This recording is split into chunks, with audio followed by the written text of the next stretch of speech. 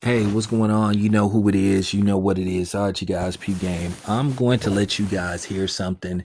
Just let you hear what you would call a snippet because I don't have the whole.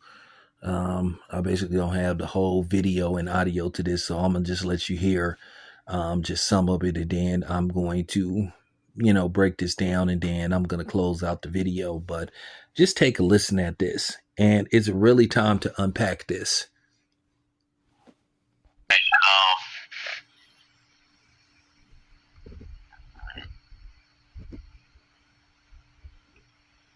I'm not about to hide anything with you guys. I'm not. And I'm not about to sit here and be afraid and be silenced by people knowing they did me wrong. I'm calling out Tyler Perry Studios. I'm calling out Mark Swinton. I'm calling out Jeannie Harrison. I'm calling out Michael Robbins. I'm calling out Tyler Perry. And I'm calling out Mark Temple. And I'm calling out Chris Giovanni.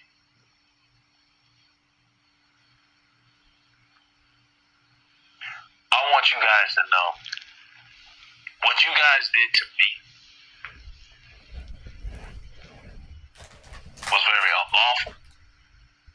And me being a retired vet, U.S. Army vet, going through post-traumatic stress disorder, going through mood, depressions, everything that I've claimed in my testimony, you all covered it up. You all covered up a felony crime of what Mark Swinton has done to me. I've asked for help from the California State Bar to complain to Jeannie Harrison because she didn't tell me my California rights as a U.S. Army veteran and a California elder. I'm sitting here looking on the news that this kid named Derek Dixon is getting unlimited jurisdiction quid pro as an LA resident, right? His incident happened in 2020 in Georgia in an employment place. He said he had a sexual harassment, and he was groped by Tyler Perry in Georgia as an employment place. But he's an LA resident. All right, y'all tracking what I'm saying? 2022, my incident. I get sexually assaulted, raped, drugged, blacked out. That's a felony crime. Damn. And it happened in Georgia as an LA resident. So, if you guys don't know the laws in Georgia, this is what they put against me. They said I had 2 years of a statute of limitation. I got 5 months late. 2 years of statute. All right, so that is a guy that has came forward and accusing Tyler Perry and Tyler Perry Studios of basically violating him. Now he went into detail saying that he was drugged and violated, which that is a felony. Okay, and then you got the situation with Derek Dixon. So basically he's saying that they tried to pull a oo-wop on him. Basically, they saying that the other dude whose incidents happened in 2020 has basically, I guess, nationwide jurisdiction where they trying to say this guy doesn't, even though his incident happened in 2022 versus the guy, Derek Dixon's, who happened in 2020. But for some reason, he has unlimited jurisdiction. So they basically saying that dude missed the statute of limitation in Georgia, but basically he's saying he wasn't made aware of his California rights. But at the end of the day, he should look at all avenues and see, can he fight this? And he should fight this to the bitter end. Because if he was violated, drugged, and all this kind of stuff, then that's a serious problem. Now, my thing is, I'm going to do a part 2 to this, and I'm going to see if people going to have the same energy for Tyler Perry that they got for Diddy. Keep in mind, this is accusation number 2. Well, actually, this is accusation possibly number 3. Because if you include Christian Keys, who didn't name anybody in particular, but said that he went through the same thing, that basically a well-known person tried to come at him sideways about basically compromising himself, and he basically, in so many words, told the dude he needed to back up or he would expose him. And I think many people knew, based off the fact that Christian Keys is in Atlanta, and we knew the person who in all likely he was talking about happened to be black, we pretty much assumed that it was Tyler Perry. And keep in mind, Christian Keys has worked with Tyler Perry. Keep in mind, he created the show, or wrote the book for the show called All the Queen's Men. And he's been featured on the show. Now, keep in mind, Tyler Perry used to direct that show, if I'm not mistaken. But I think Tyler Perry has stepped away from directing that show. Because keep in mind, Tyler Perry was hands-on with a lot of these shows, from, Sisters to, what's that other show? Ruthless, The Oval Office, and, Bruh. He was like hands-on, and I was thinking to myself, damn, dude, how you doing all this stuff?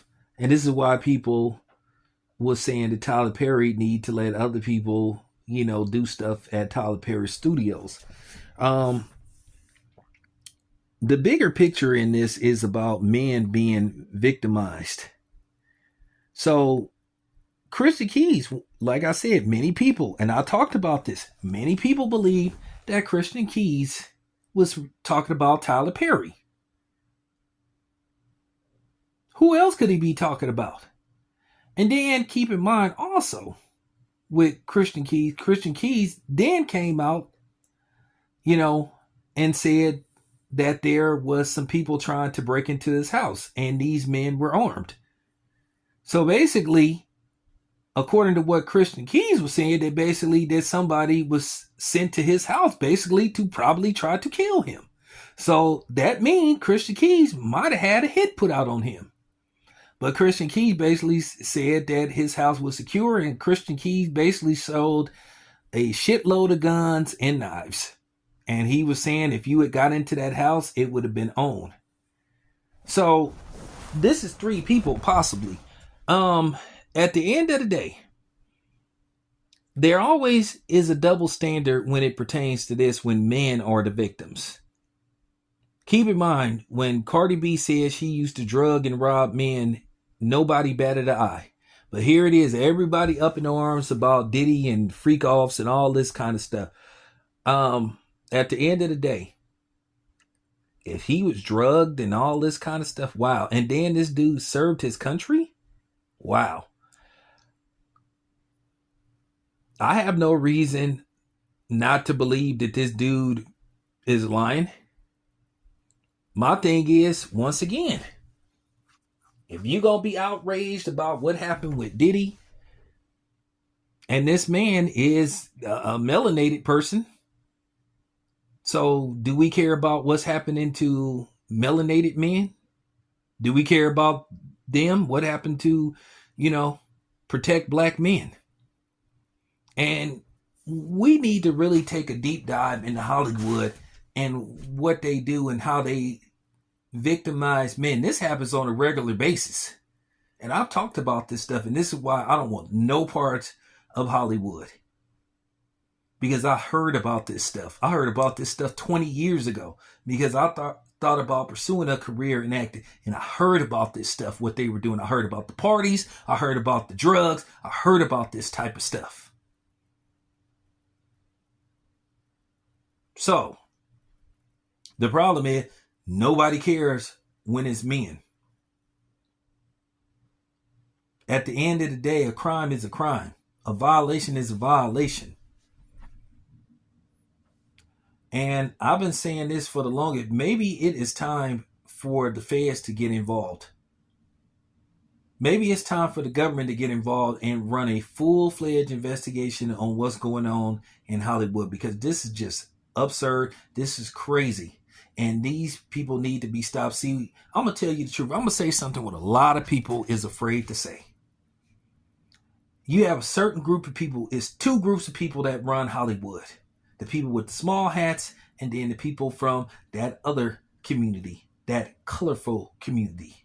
See, the thing is, a lot of them are harassing and forcing these men to compromise themselves to be in a movie. But see, they don't get called out because you know why? If you call them out and say that they're doing this to men, you're going to be called, you're going to be, you know what I'm saying? You're going to be labeled a hater. You're going to be labeled phobic. You're going to be labeled anti. And you know what I'm talking about. But this has been going on for a while. This has been going on pretty much forever. And see, people don't want to talk about this stuff because they scared to get, you know what I'm saying? They scared of pushback. This is just flat out bullying, and this is harassment.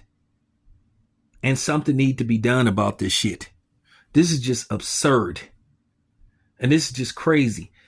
And for the people who ask if they don't give a damn, let me ask you something.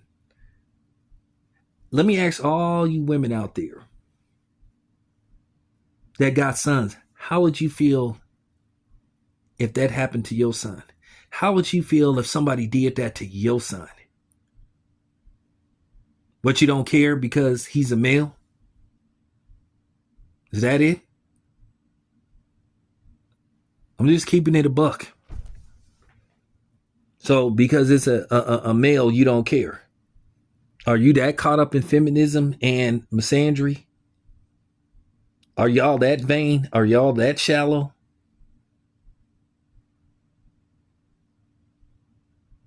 Yeah. Not a good look. Not a good look. But like I said, a lot of people were scared to call this out because they are in fear of, you know, being harassed. They are in fear of being labeled. It's time that we push back. This shit got to stop. Anyway, let me know what you think. This your boy Town. I'm out.